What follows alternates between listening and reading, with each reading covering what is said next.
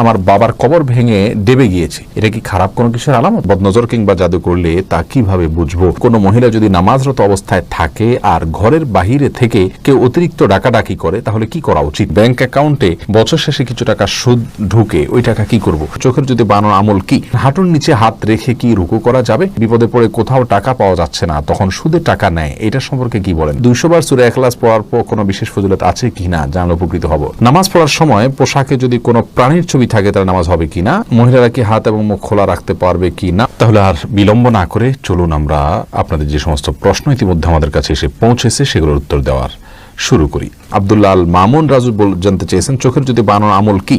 চোখের যদি বানানোর জন্য কোন হাদিস থেকে বিশেষ কোনো আমল বলা হয়নি, তবে রুকিয়া হিসাবে ফাকাশাফনা আনকা গিতাআকা ফাবাসারুকা আল-ইয়াওম হাদিদ, সূরা হাদিদের এই আয়াতটির অংশ, এটা পড়ে চোখে ফু দেওয়ার কথা অনেক উলামা ইকরাম বলে থাকেন। এটা শুধু ঝাড়ফুঁকের জন্য কোরআন হাদিসে বর্ণিত থাকা কোনো জরুরি নয়, কোরআনের আয়াতকে শেফা হিসাবে গ্রহণ করা যেতে পারে, সেই হিসাবে এটা কেউ করতে পারেন, তবে এটা হাদিস থেকে শেখানো কোনো আমল না, সেটি আমাদের মাথায় রাখতে হবে। বানিউল আলম আপনি জানতে চেয়েছেন, হাঁটুর নিচে হাত রেখে কি রুকু করা যাবে?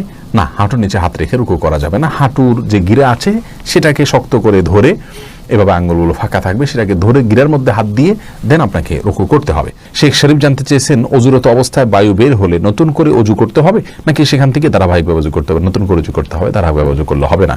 মাঝখানে যদি অজু হাত ধুয়েছেন, মুখ ধুয়েছেন, তারপর বায়ু বের হলে তাহলে শুরু থেকে অজু করতে হবে আপনাকে।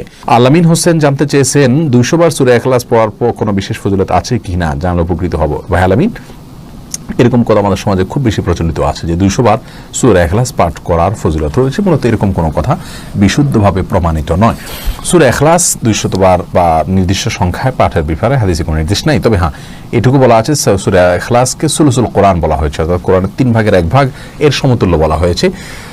অতএব যদি কেউ 3 বার সূরা ইখলাস তেলাওয়াত করেন তাহলে কেমন যেন তিনি 1 খতম কোরআনের সওয়াব পেলেন, এটুকু বলা যেতে পারে। যদি হাদিসে ওইভাবে বলা হয়নি, ওলামা ইকরাম সে ব্যাখ্যা এটা বলেছেন, কিন্তু 200 বারের কোনো ফজিলত হাদিসে বর্ণিত হয়নি, বিশুদ্ধভাবে এটি মন গড়া কথা অনেকে বলে থাকেন। এরপরে রেজওয়ান আহমদ শুভ আপনি জানতে চেয়েছেন, ব্যাংক অ্যাকাউন্টে বছর শেষে কিছু টাকা সুদ ঢুকে, ওই টাকা কি করব? ওই টাকা যদি বন্ধ করার কোনো অপশন থাকে তাহলে বন্ধ করে ফেলবেন, আর যদি বন্ধ করার কোনো অপশন না থাকে, অটোমেটিকলি আসতে থাকে প্রতি বছর শেষে, তাহলে সেটা গরিব দুঃখীদেরকে হিসাব করে দান করে দিয়ে দিবেন এবং কোনো সওয়াবের আশা করবেন না। সারা সফা জানতে চেয়েছেন, ফরজ নামাজে ভুল হলে কি সিজদা সাহু করলে নামাজ হয়ে যাবে নাকি পুনরায় পড়তে হবে? বোন সাফা সারা, ফরজ নামাজে যদি ভুল হয়, ভুলটা যদি হয় ওয়াজিব তরকের ভুল, তাহলে সিজদা সাহু করলে নামাজ হয়ে যাবে, আর যদি ফরজ তরক হয় তাহলে সে নামাজ পাশের রাকাত আবার পড়তে হবে। আর সুন্নাত তরক হলে কিছুই করতে হবে না, আপনার কোন ভুল হয়েছে সেটা হলো মূল বিষয়।